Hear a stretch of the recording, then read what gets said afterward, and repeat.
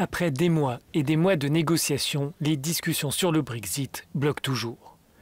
Les deux longs rendez-vous téléphoniques entre la présidente de la Commission européenne et le Premier ministre britannique n'ont pas permis de sortir de l'impasse. L'atmosphère reste morose. Je dois être honnête avec vous, la situation en ce moment est très délicate.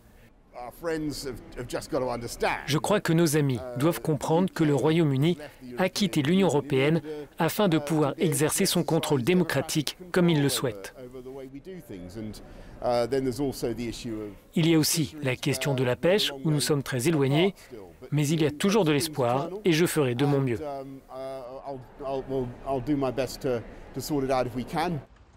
Mais Londres a tout de même fait un geste. Le gouvernement britannique a retiré les articles controversés d'un projet de loi qui remettait en cause certains points conclus dans l'accord de sortie du Royaume-Uni de l'Union européenne.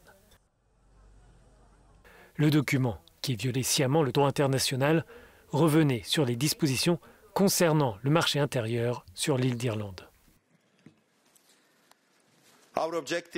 Notre objectif est clair depuis le début. Il s'agit de protéger l'accord du Vendredi saint, maintenir la paix, la stabilité et la prospérité sur l'île d'Irlande et de préserver l'intégrité du marché unique européen.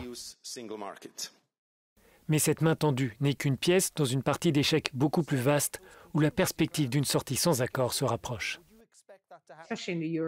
L'impatience progresse, en particulier au Parlement européen, mais je pense aussi dans les capitales européennes. Il nous reste 3 semaines avant la fin de la période de transition et nous ne savons pas si nous serons en mesure de trouver un accord ou non. Il ne faut pas oublier que nous devons voter des mesures d'urgence, en cas de non-accord, pour permettre aux citoyens, mais aussi aux entreprises partout en Europe de faire face.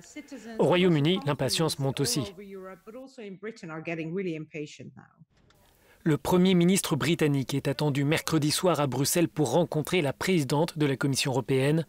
Cette date n'est pas le fruit du hasard. Ce dîner de travail interviendra quelques heures avant le début du sommet des 27 chefs d'État et de gouvernement qui s'ouvrira jeudi.